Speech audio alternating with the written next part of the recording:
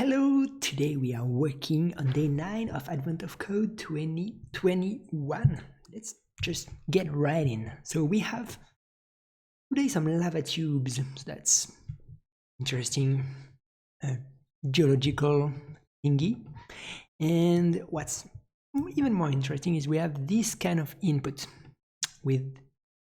that indicates the lowest or highest point, so the altitude, we could say.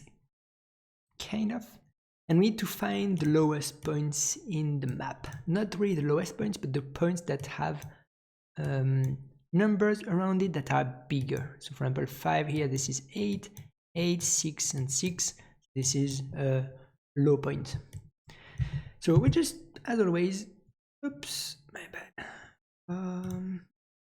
Advent of Code, as always, we're taking the input, pasting it in here, taking template that I'm using every day, very minimal template, and here we put day 09.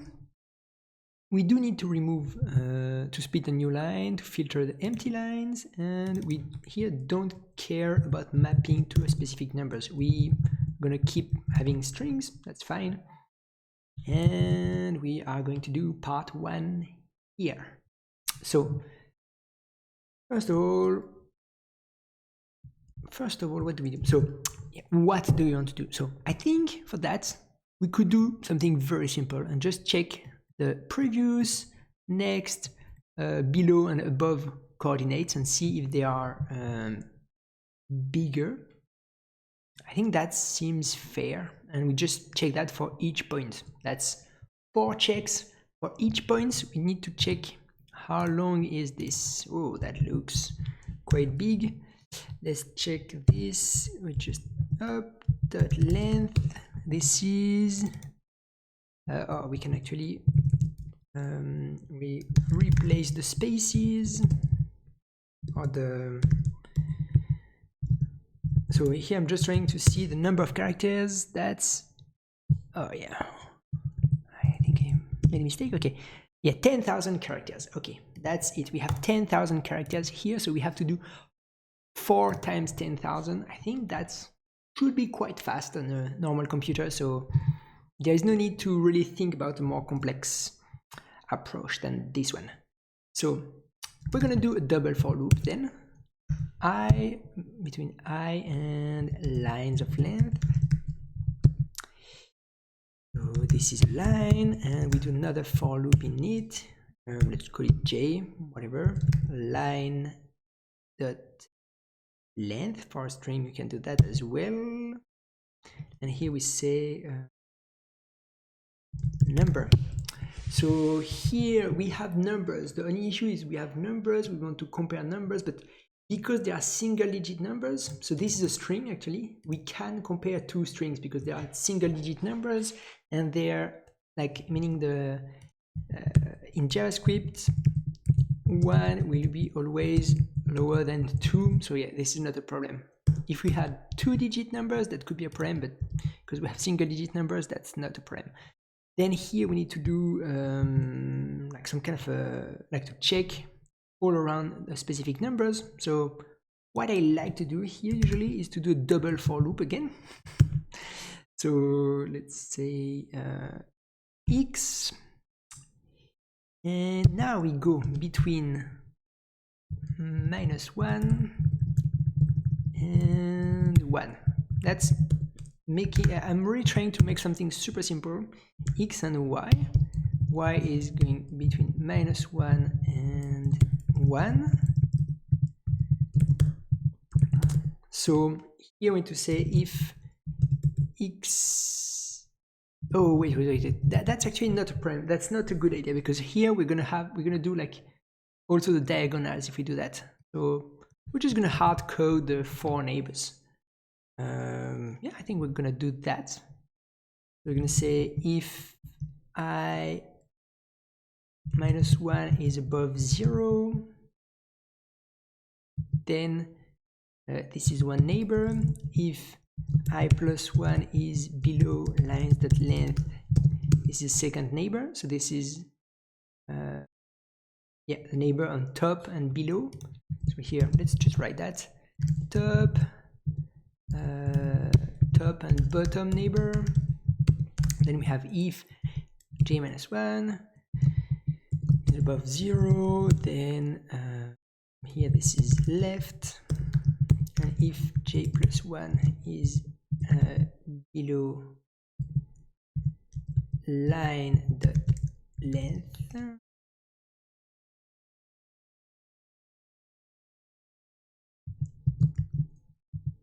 wait, here I was making a mistake. Here this should be below more or equal to 0. Here this is strictly below. Here this is more or equal to 0. And here this is strictly below.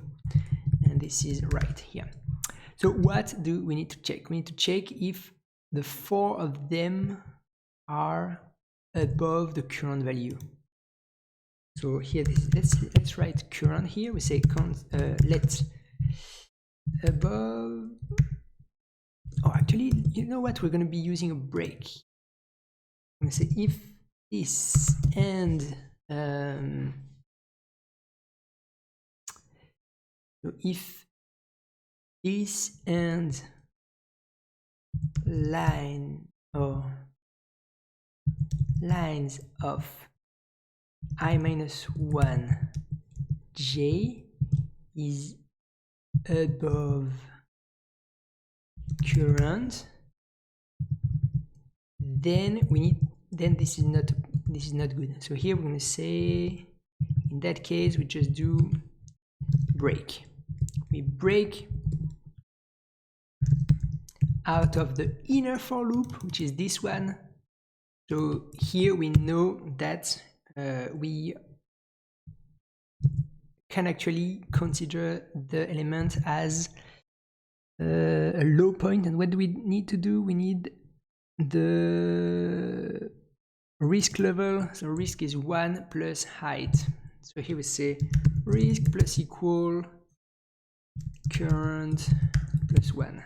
So we define a function variable, let risk equal 0, and at the end we need to log risk. And here what we're going to be doing, I'm going to merge all of this. So I'm just going to do one if.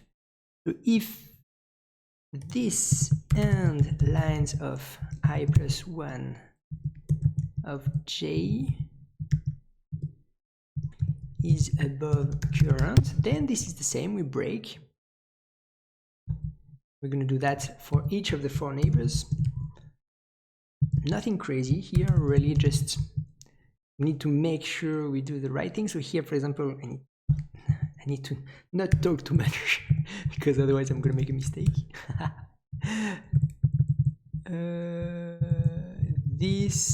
If this is above current, then this is a problem. And here we're going to say, I'm just copy pasting the line. I just say plus 1. Here we say plus 1. And remove that here. Okay, I saved, so everything shifted around so that it looks nice. Maybe I need to change my parameter, but anyway, not a problem. Here we can do node day09.js, and we have a weird number because current is not a number. So here we need to convert that into an actual number, otherwise it's going to be a problem. And we have 20 in the end, and we should have 15, so not good. So here we're going to say we're going to log current here. We have 9 and 9. That is not good at all.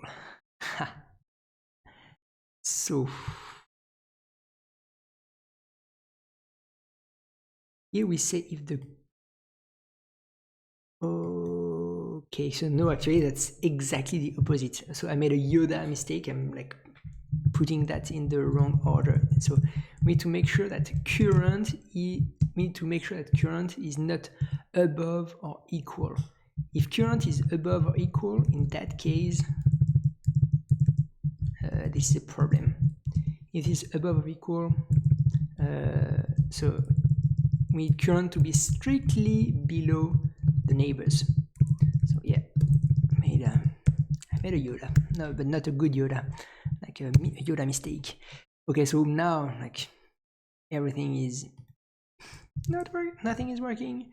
So let's just log here I, J, and current, just like make sure we are like going through all the elements. We are not going through all the elements. That is a terrible mistake that I'm making somewhere. So maybe it's the break here that's just, no, the break should happen like several times. So interesting, I'm just doing the first line for some reason. So let's log lines. That's one thing for sure. So this is correct. The lines is correct. I should be going through each of the line.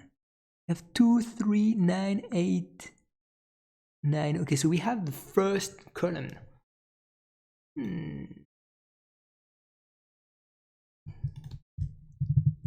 Here, line dot length. Am I making a mistake here? No, this is 10. So between 0 and 10, j++ looks correct. Unless the break is, oh,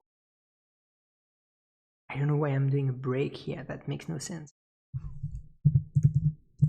I don't know why I'm doing a break. I'm just doing everything in reverse. So we need to make sure that let's do it the other way. I'm just like here. Yeah, I've been talking too much as always. Oh. Okay, everything went crazy.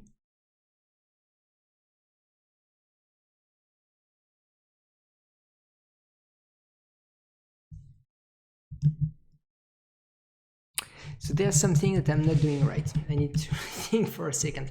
So basically we need to say, if this, then we need to do this check. And actually current needs to be strictly below.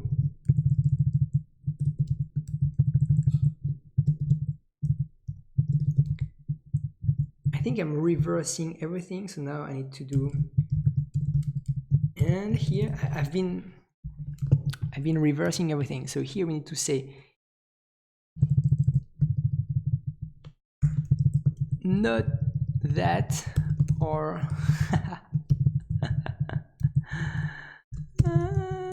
so what I'm saying here is, I'm saying, okay, there is no neighbor such as that.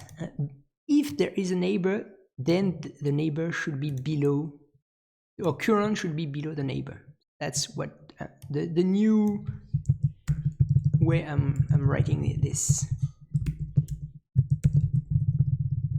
So there is no such neighbor, but if there is such a neighbor, then we need to make sure this is happening. That looks a bit better. Let's remove that because that's bringing a lot of noise. We don't need current as well here. We have 14 now, so log current now. We're logging current. We have 1, 5, and 5. 1, 5, and 5. Okay, so 0 here is not triggering stuff that we're doing. Why? Because there's a 1 and a 1 next to it. So is,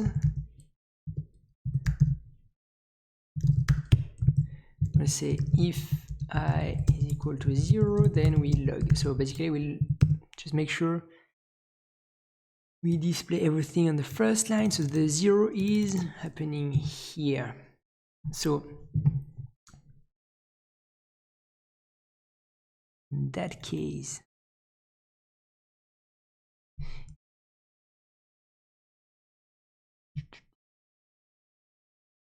there are like a little mistake that I've made.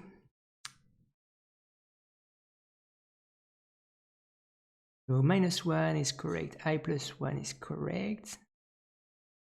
Oh, here. See, that's I copy pasted something. And here, j plus 1 should be below line.length. Is that correct? Because j plus 1, yeah, this is on the right, on the left. Okay, that's correct. So yeah. Sometimes you try to take shortcuts and it is not a shortcut. So 15 is the right answer. So we're going to be doing a little bit of cleanup, which is just removing this line. Oops. And we are going to get the full input puzzle. Boom. Blast. Paste that. We have 603. That was super fast to compute. So you see there was no need really for an optimization, and we are good for part 1. Let's go to part 2. I'm gonna read that fast. Okay, so I'm really liking this part 2. This is both simple and interesting, so that's gonna be really cool. So so what's happening is that we need to find the basins, I don't know the right word to say that in English, the basins, let's say, that's are around one of these lowest points. Size 9 is never interesting for us. So what is good is that we basically can just say 9 is a barrier.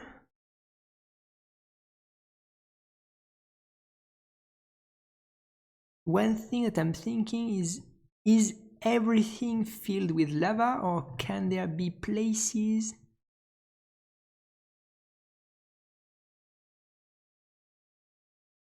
Yeah, I think everything is filled with lava, basically, except the 9s.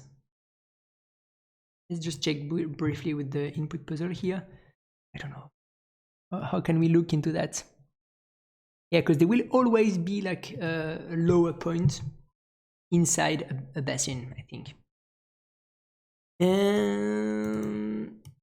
Yeah, there can be, I think there can be always one and only one point, but here we don't really care about that. What we just care, I believe, and we're gonna take the input here and make this work. So what I'm thinking, we want to do a map here. It's an array of what's our input here? This is called lines. Lines.length we fill with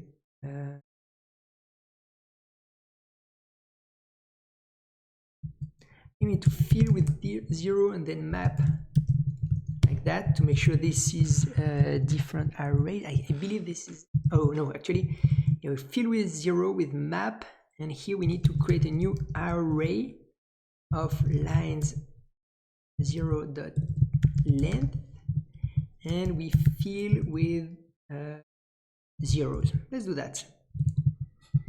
So here we can log the map. In order to log the map, we need to map it. x.join, and then we join with the line return. Okay, so that's not going to be very interesting. It's just going to be zeros, but just zeros. What we need now is we want to put all the 9s everywhere. So a double for of line of lines, and then actually I could do that here. Let's do that here. I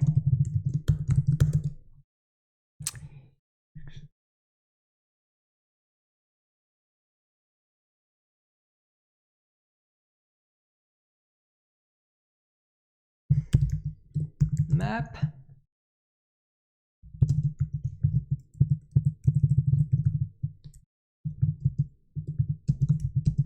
And here we say if lines of I of j is equal to 9, in that case we put 1, otherwise we put 0. Let's try that.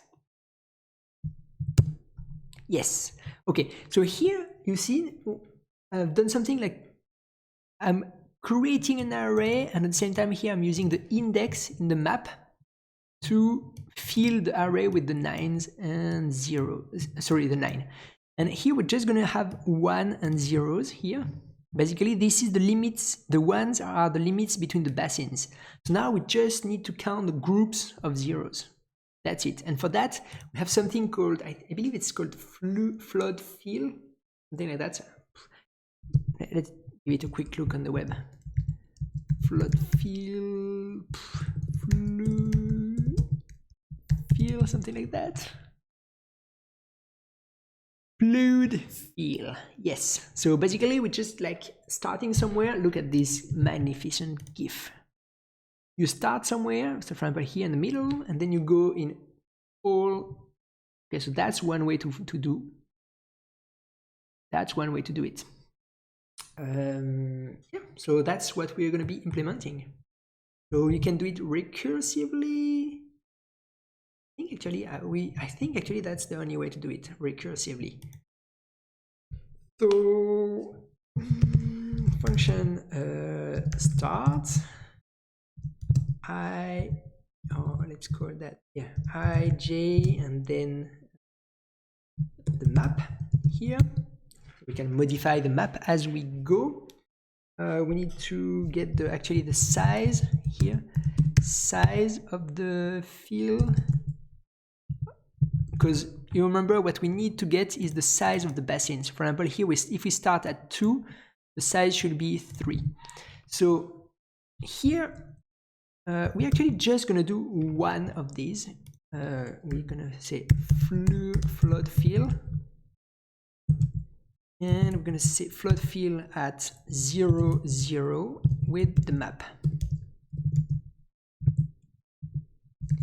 Const size. We're going to display the map before and after, and we're going to log as well the size.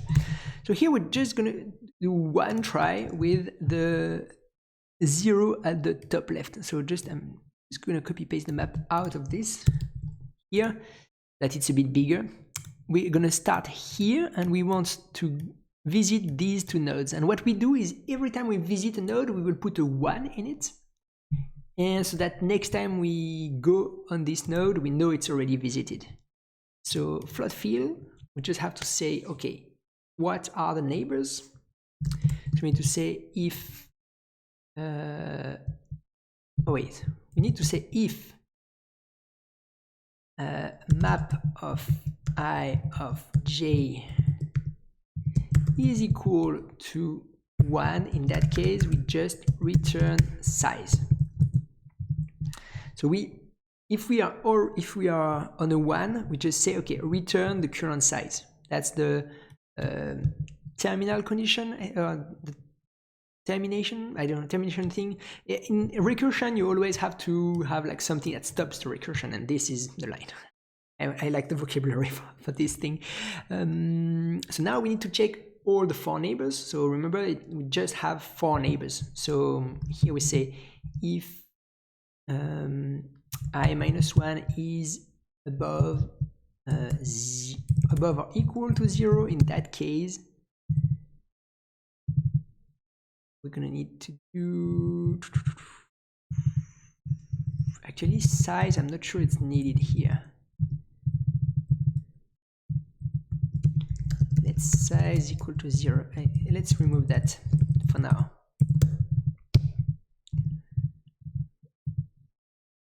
Return, or let's just return 0 here. Oh, yeah, we don't care. So if we can go to the square above it, we're going to do flood fill of I minus 1 and j. with the map. So here we need to say map of ij is equal to 1. Basically, we know that this node hasn't been visited, and now we need to visit node, or mark node as visited. Here we need to say check node hasn't been visited.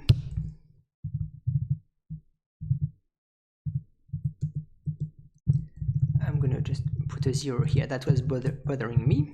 Okay, now we have to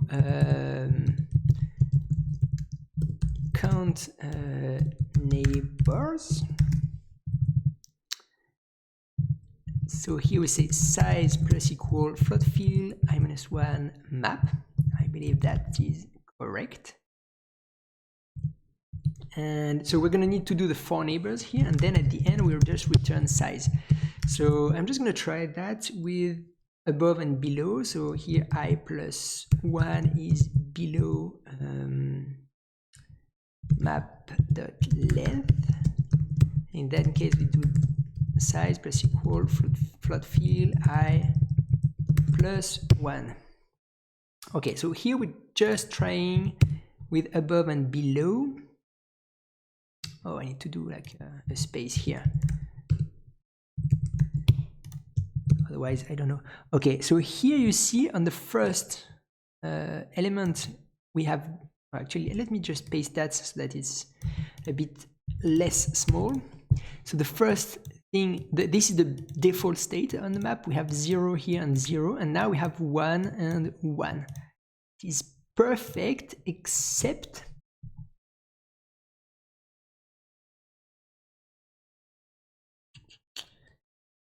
I don't get the size in the end. Oh, here size should be 1 actually, because we visited 1 node. So actually size should be 1 here. Okay, now the answer we have is 2. That's perfect. Let's just do the same here with j. So j-1 here, this is ij-1. Here j+1 is below map of I.length. Here this is like that, and here this is +1. So if we do that, I believe we visit the 4 neighbors around us, and here you see the final state of the map is we have 1, 1, and 1 here. So the 3 numbers on the top left corner are 1s after we visited them. So basically we have our first pool, our first basin, and now we just need to do that for each element on the array. And the cool thing is that we can check if there is a basin at the next spot, because we marked the next spot as visited. So now this is good. We just need to do a double for loop with this kind of stuff in it. Actually, do we have a double for loop already with this? Yes, we have. I really like copying double for loop because those are annoying. You can easily get them wrong. So here we're gonna put that. Actually, we don't need. We're gonna print the map at the beginning, and then we're gonna print the map here. If size is above 0, then we're gonna debug and print a nice new map.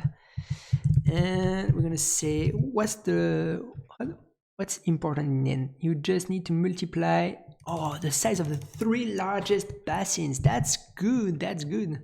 That's really smart. So here we're gonna say let basins, and here we say basins that push the size, and here we're gonna just log the basins. Here we don't care about current. So let's try to run that and see what happens. So this is not going as planned. I think we have a problem here with 0 and 0, definitely. So here we need to put I and J. That's very important, otherwise it's just meaningless. Okay, so let's see each step of the algorithm. So you see this is the initial map. The first step is filling this basin at the top. Second step, filling the basin at the right. Next step, filling this basin, and filling this basin, and then last step is filling this basin, and everything is filled in the end, which gives us basins of 3, 9, 14, and 9. That's perfect. We just need to do basins.sort. Here we need to pass a compare function. Otherwise, the numbers are treated as string. So here, because we pass this, we sort by biggest to smallest, and we just have to log basin 0 times basins of 1 times basins of 2. Those are the 3 first elements. We get 1, 1, 3, 4. This is the right answer. So now I'm just gonna comment the debugging so that if you check the code in GitHub, you could still see what's still the different steps. I'm pasting full input, and this is super fast, as you can see. And let's see. This is the right answer. Just want to say thank you again for all the support in this series. Please drop a like, it really helps a ton. Drop comments, and don't forget to subscribe if you haven't already. Thank you again for the support, and see you in the next one. Bye bye.